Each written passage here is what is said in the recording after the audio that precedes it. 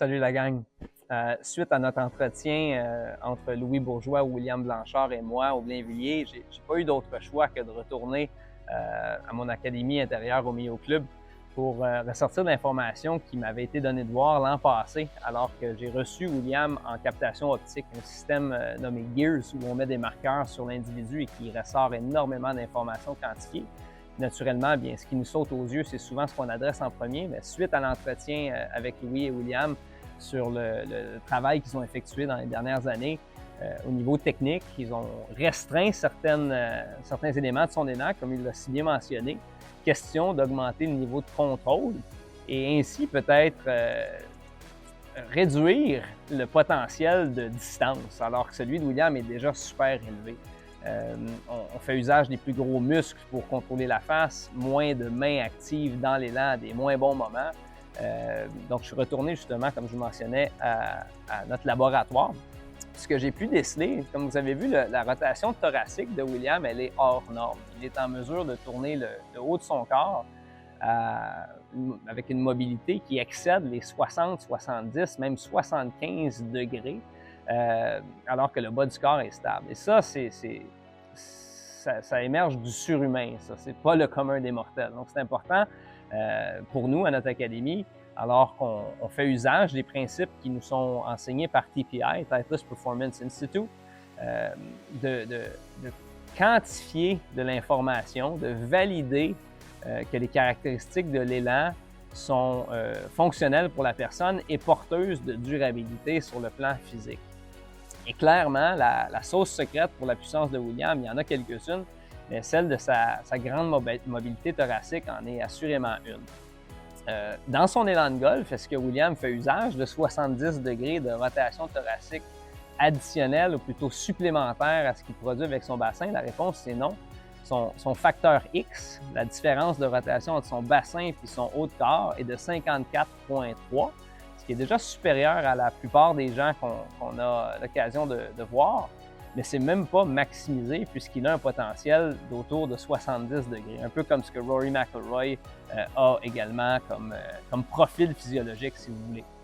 Donc ça, c'est la première chose, le fait que William garde son bas du corps très stable, qu'il a une énorme mobilité thoracique, mais ça permet de créer un effet élastique qui est relâché au bon moment de son côté et qui n'empêche pas à l'amplitude du geste. Ça, c'est une première chose. La deuxième chose qui est ressortie, c'est que tout ce qui crée le mouvement qui est décelable via une caméra, bien, ça part du sol. Les pieds sont au sol et lorsqu'on est au sommet de notre élan arrière, au golf, on devrait du moins produire des forces dans 3 directions différentes. Donc, William, qui est droitier, il va avoir un accès à sa jambe droite très tôt dans son élan arrière. On s'appuie sur la jambe droite et par le temps que le haut thoracique principalement complète sa rotation, que le bâton se stabilise, il y a une reprise d'appui. Donc, la pression sous le pied droit de William se dirige vers la jambe gauche. Et à partir de ce moment-là, il y a une petite recette magique qui est décelable, c'est-à-dire il y a une force frictionnelle qui est appliquée au sol, c'est-à-dire des poussées dans des directions opposées. Ça tourne le corps. Donc, c'est de ça que Louis parlait, c'est-à-dire d'utiliser les pieds, le bassin, comme déclencheur du pivot, puis également comme contrôleur de la face, d'éviter de faire usage de nos mains à un moment où c'est moins désirable. Puis avec la vitesse que William génère, bien, c'est important d'augmenter sa marge d'erreur et de contrôler la face via les plus gros muscles de son corps. Et croyez-moi, il est grillé en jambes. Le petit dernier effet au sol qui est appliqué, c'est la force verticale. Donc, on bouge latéralement de la jambe droite à la jambe gauche en transition. On crée un effet frictionnel qui tourne le corps, qui aide à placer la face perpendiculaire avec son objectif. William préconise un fade, donc une trajectoire en crochet extérieur, mais modéré. Puis, lors de l'appui sur la jambe de la cible, la jambe gauche, bien, il y a un effet de freinage. Et cet effet de freinage-là, veut pas, William l'a exercé toute sa jeunesse en jouant au hockey. Donc, ses forces principales sont la force torsionnelle et l'effet stoppant exercé par son pied gauche. Donc, c'est son usage de sol combiné à sa mobilité thoracique, son bagage athlétique bien garni Et sa capacité de frapper le centre de la face du bâton fois après fois après fois, c'est vraiment son cheval de bataille qui fait en sorte qu'il frappe des balles à des distances qui sont ahurissantes. Puis suite à notre entretien extérieur, avec encore plus comment je dirais, d'aisance, il frappait des balles à des vitesses d'élan de 126-127 000 à l'heure, qui, dans son cas, nous menait à des distances atteintes par la voie des airs qui excédaient les 325-330 verges. Et dans ce cas-ci, c'était des crochets de l'autre côté.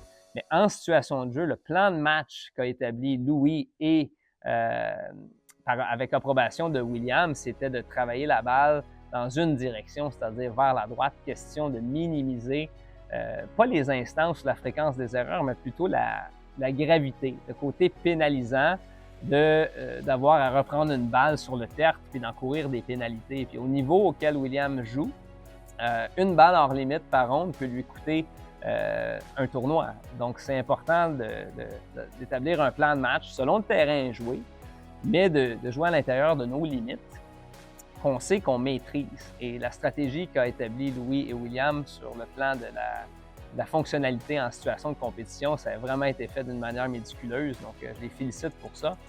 On ne peut que lui souhaiter bonne chance pour la suite alors qu'il attaquera son dernier tournoi du calendrier 2024 puis qu'ensuite, il souhaite percer les plus grandes sphères de son domaine en s'aventurant vers le Q-School. Et croyez-moi, si on veut gagner notre vie à jouer au golf professionnellement et se mesurer au meilleur au monde, disons que la distance, c'est quelque chose d'inévitable. Donc, William l'avait déjà et maintenant, le travail qu'ils ont à faire, bien, c'est de voir où est-ce qu'il se positionne par rapport à ses rivaux du côté américain. Mais chose certaine, il a cet ADN-là que pas beaucoup de joueurs de golf ont pour frapper la balle aussi loin qu'il le fait. Donc, chapeau à votre travail, les gars, puis on est derrière William pour la suite. Et ça demande de l'encouragement, ça demande du soutien, tant moral que financier pour vivre de sa passion. Donc, si on peut avoir fait connaître William Blanchard via cette capsule-là, bien, ça sera mission accomplie. Donc, best of luck.